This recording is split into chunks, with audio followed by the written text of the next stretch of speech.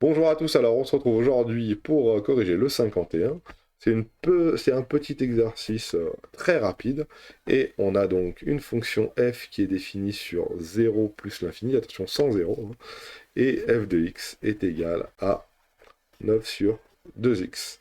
Et ça c'est défini sur 0 plus l'infini. Et la première question c'est de savoir quel est f' de x. Alors f' de x, qu'est-ce que c'est? C'est assez simple, hein. Alors au lieu de commencer par f' de x, on va commencer par f de x. Et f de x, au lieu de l'écrire comme ça, un truc un petit peu difficile, regardez comment on va l'écrire. On va écrire 9 demi fois 1 sur x. Et là pour nous, ça va être beaucoup plus facile à faire, parce qu'il suffira d'écrire que c'est 9 demi fois moins 1 sur x2 pour sa dérivée. La dérivée de 1 sur x, c'est moins 1 sur x2, là, et c'est multiplié par 9 demi, donc on laisse ça comme ça, et ça nous fait donc moins 9 sur 2x2. Et là, c'est très facile de dire que moins 9 est négatif, et 2x2 est positif sur l'intervalle 0 plus l'infini. Alors attention, on n'a pas pris 0, hein. Attention, on n'a pas pris 0. Donc c'est un négatif divisé par un positif, un négatif divisé par un positif, ça fait un négatif, donc f' de x est négatif. Donc, f de x, lui, est croissant. Décroissant. Attention, négatif, décroissant. Pourquoi je veux absolument qu'elle soit croissante, celle-là? Décroissante. Voilà. On est bon. Donc, si j'ai à la tracer dans un repère, voilà ce que ça va donner. D'accord. Voilà ce que ça va donner. Donc, il faut que je prenne des valeurs et il faut que je la trace. Alors, tac, et tac.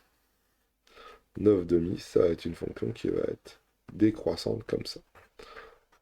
Voilà. Alors, j'ai pas pris de valeur, hein, mais j'aurais pu en prendre quelques-unes. Par exemple, pour x qui vaut 1, ici, et ben x qui vaut 1 sur 1, ça fait 1. 1 fois 9 demi, ça fait 9 demi. Donc ici, là, je devrais être à 9 demi. Voilà, voilà. Si je prends 10, ça fait 9 sur 20. 9 sur 20, ça fait quasiment 0,5, 0,4, 0,5 plutôt, ouais. Alors, on va essayer, hein. 9 sur 20, ça fait pas grand-chose en note. Tac, tac. 9 sur 20, ça va faire 0,4, 0,45. Donc ici, l'attaque. Je suis bien à 9 sur 20.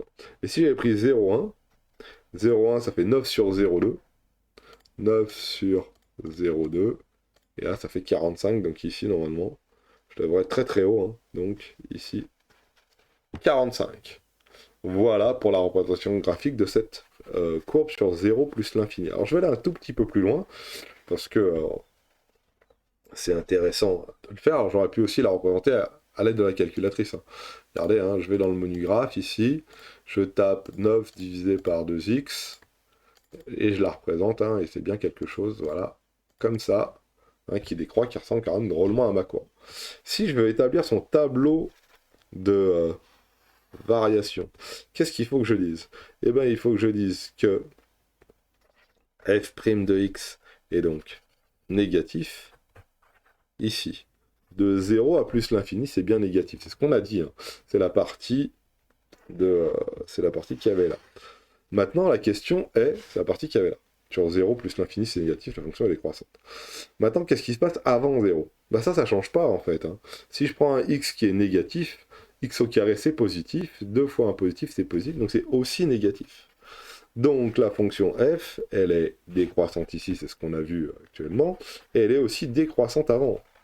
Elle est décroissante aussi ici.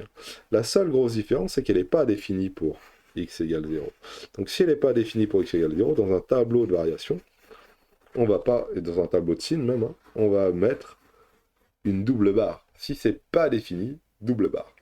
Donc voilà, et en effet, hein, si je regarde bien, c'est la fonction elle est en deux morceaux.